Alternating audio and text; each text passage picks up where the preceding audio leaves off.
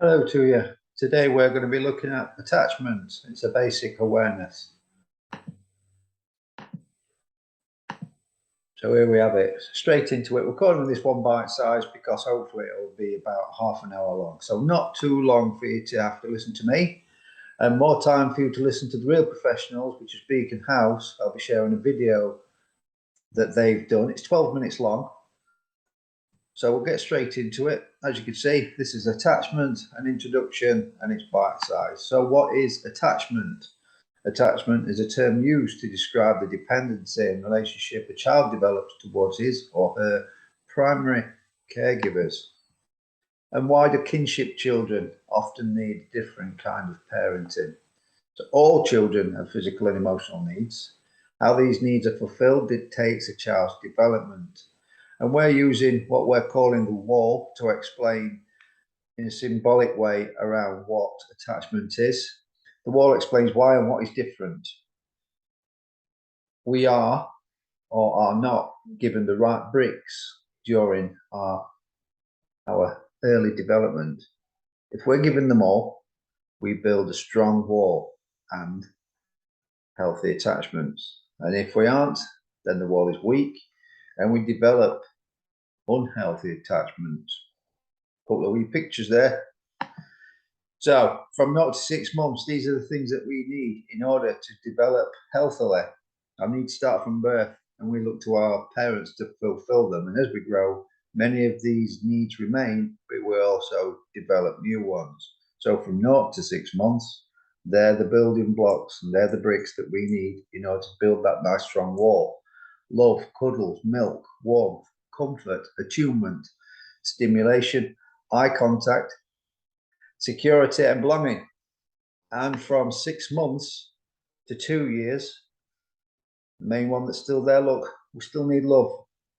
We need safety. We need supervision. We need a sense of belonging. We need security. We need understanding.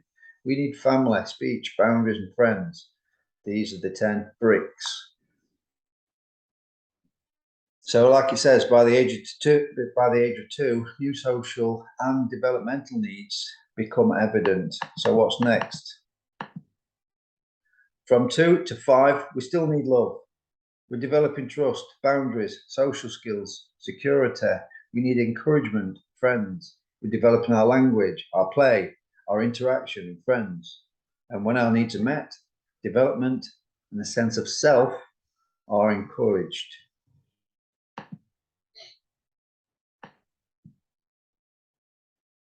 The wall of a healthy child will look like this. So from 5 to 9, we've still got love, self-reliance, independence, support, tasks, friendships, opportunities, choices, roles, learning. Now, most kinship children have experienced some level of trauma. This may have been caused by abuse or neglect in their early lives. They've been separated from the birth families. They will have spent time, maybe have spent time in the care system, sometimes with more than one carer. All this will have had an effect on their development and their ability to attach to their new parents. So let's have a look at how their wall might look in terms of the missing bricks. A neglected child would have rarely or never been cuddled. So as you can see there at the bottom of this picture, the brick cuddles that's been removed. Their milk might have been infrequent or inconsistent. They may have received little or no parental stimulation. The parents may not have attuned with them. And because of this, they might struggle to make new friends. The play might have been unsupervised. And just look at how this wall's developing or crumbling. Now, they struggle to feel part of a family unit. Remember that picture right at the start of this, the brick with the wall with a big hole in it. An abused child might play in an unhealthy way. They may not have received encouragement or even believe the encouragement that they do get. They may struggle to trust others. This is at 5-year-olds, so moving in They might have experienced none or few boundaries. As they're getting older, 5 to 9, this can all cause problems at school. And they can fear being left alone. And even though the birth family, the mums and dads might love them dearly, the expression of that love might have been infrequent or even unhealthy. So what would be the effect and impact of this? So now let's have a look at look at this picture here, the attachment disorder. We can break it into 4 different segments. Relationships. So there might be difficulties in maintaining friendships with peers, and be aggressive, can be clingy. They might be hostile towards the parents, might resist affection, possibly experienced abuse and neglect. They might be affectionate and overly affectionate with strangers. And then the next bit is the learning difficulties. They may have learning delays and immature speech, and problems with basic literacy and maths. Moving on to the next section, obsessions. They might have issues with food, particularly hiding food, gorging and hoarding. And they may have developed fascinations with violence and death, such as fire, weapons, blood and gore. Then last but by no means least, in the bits that you have to pick up the pieces up from, and I don't mean that in a negative way. I mean, this is the reason why you're possibly watching this video today. It's about learning things and techniques to help you to help yourself, whilst at the same time having some role in helping your kinship children to heal, to learn, to develop, to be the best that they can be. So those behaviours might be lacking in conscience, no remorse for actions, and even retaining eye contact whilst lying. They might have some just destructive behaviours towards property, towards self and others. They may be very impulsive, questioning everything. They might steal and not consider the consequences and actions of their behaviours. Now, whilst all of this can be very, very distressing, and a lot of the time we'll be thinking, well, why can't we get some support for these children? What we can do as adults, what we can do as their carers, is to have more knowledge around the things that they're possibly experiencing. And with that in mind, now let's have a look at this video that Beacon House have put together, which is absolutely wonderful, I've got to say. Hopefully you'll be able to hear it. I'm just going to press play. Have a watch, have a listen.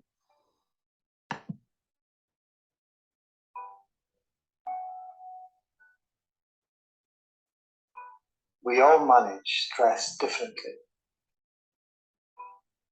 because our nervous systems are wired by our experiences in unique ways. In our nervous systems, we each have a comfort zone where we feel at our personal best. This comfort zone is called our window of tolerance. When we are comfortably inside our window of tolerance, we are able to love others and let others love us. We're also able to be playful, to think clearly, to use words to express our feelings, to learn new things, to make choices and decisions, and to discover our inner creativity.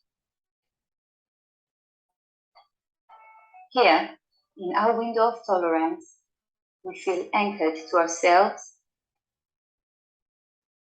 to others, and to the world around us. Here, we thrive. In our window of tolerance, we also experience hurt, rejection, anger, or worry. And although this may take us right to the edge of our window, we are still able to manage these feelings. When something happens that is too much for our unique nervous system to manage, we are pushed outside of our window of tolerance. We might swing up into hyperarousal or down into hypoarousal. Or we may swing between them. Hyperarousal. When we are in hyperarousal, our body, heart, and mind are getting ready to fight. Ready to escape, and ready to freeze. Until the danger passes. These are ways that we try to survive something that feels deeply threatening and scary. On the inside, we can feel anxious, agitated, overwhelmed, and frightened. Or sometimes we can feel terrified and angry, like we are going to explode. On the outside, we might appear aggressive, confrontational, controlling, or rebellious. This is fight. We may appear anxious, obsessive, or preoccupied. This is flight. Or we may even come across as extremely compliant and quiet, avoidant or scared to move a muscle. And this is freeze. Our body changes. Our heart rate increases. We may get hot and sweaty. Our stomach may churn. Our skin may tingle or feel strange. We may breathe faster. And we may notice our muscles getting tense. Hyperarousal. When we are in hyperarousal, our body, heart, and mind put the brakes on. We slump into a deep collapse, sometimes called dissociation. This is another way that we try to survive something that feels deeply threatening. Often, our nervous system falls into collapse when fight, flight, and freeze haven't kept us feeling safe enough. It might be a response to real danger, but we can't escape right now. Or it might be a response to something that reminds us of danger we couldn't escape long ago. On the inside, we might feel foggy, dreamy, disconnected, empty, and numb. The world around us feels so far away. Here, in hyperarousal, nothing can hurt us because nothing can reach us. On the outside, we might appear zoned out, in a daydream, confused, distant, or even paranoid. We may lose our words and our ability to move easily. We may have a sense of the world around us not being real or not feeling connected to it. Our body changes Our heart rate decreases. We get cold. Our focus narrows right down and we can't see or hear properly. We might feel distance from our body, like it's not connected to us. Neuroscientists have shown us that we can be in hyperarousal and hypoarousal at the same time. For example, we might be agitated and restless, hyperaroused, whilst also feeling numb and empty of emotion, hypoaroused. When we experience high levels of stress over a long period of time, especially when the stress is severe and unpredictable and happens when we are young, our nervous system changes. It becomes highly sensitive and we spend less and less time inside our window of tolerance. Our brain and body becomes wired for danger and braced to self-protect at all times. This means that small everyday things that others may not even notice push us way out of our window of tolerance into fight, flight, freeze, or collapse survival states. For people who have a sensitive stress response system like this, triggers that push us outside our window of tolerance can be as small as someone looking at us in a particular way, a planned activity being cancelled, moving from one place to the next, someone brushing past us, someone in authority saying no. Those of us who carry trauma in our bodies have a smaller than usual window where we feel safe, where we can think clearly and where we can love and be loved. This, however, is a story of survival and of hope. When we support a person who is carrying trauma and stress, our goal is to help them swing back into their window of tolerance and feel safe again.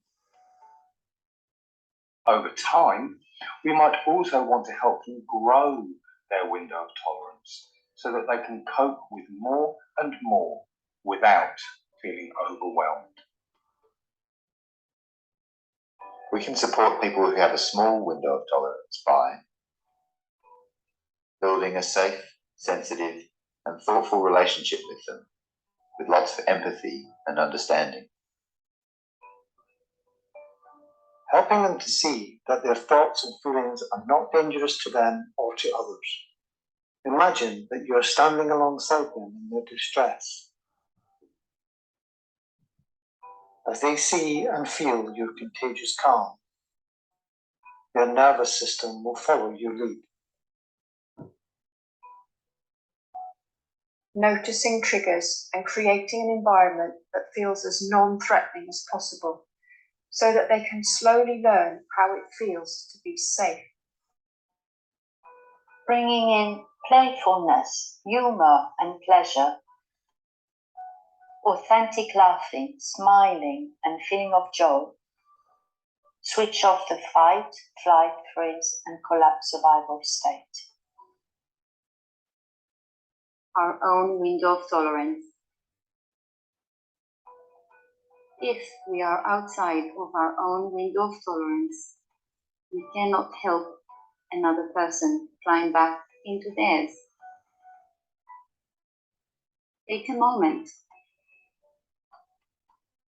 to slow down and look inside. What helps you stay within your window of tolerance? Take care of your own unique nervous system first. Then you will be at your best to help others. This is a story of survival and hope.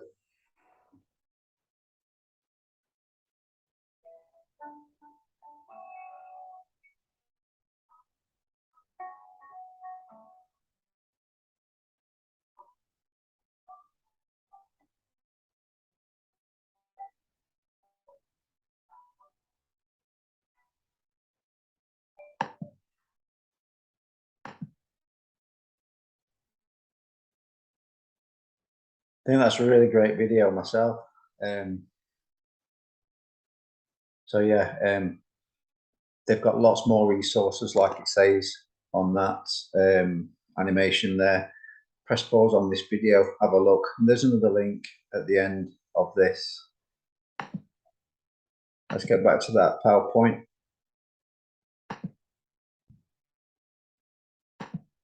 Other ways that we can help ourselves and others in terms of managing the behaviours, sometimes the behaviour that challenges, is parenting with pace.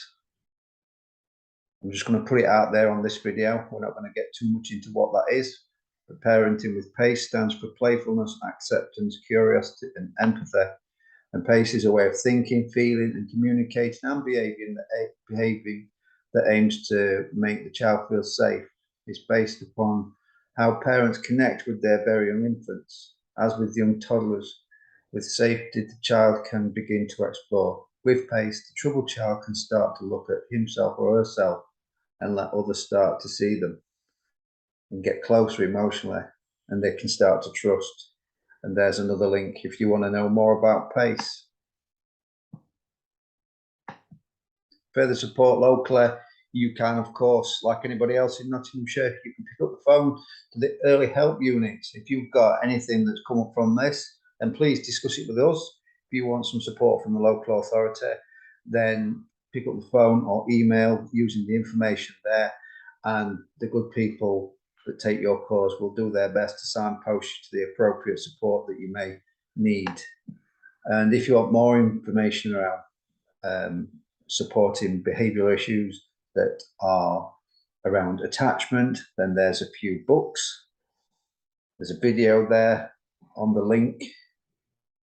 And you can, of course, contact us here at Hetties. There's my email address. You can ring the support line, like it says there. That's open 9 AM till 6 PM. And the office, there's the number for the office that you can ring. And generally, there's somebody there 9 till 5. And again, there's the link for Beacon House. So thank you very much for joining us today. I hope you found some of it useful, and enjoy the rest of your day or evening, whatever you're doing. You take care, and I'll see you at the next one. All right, bye-bye.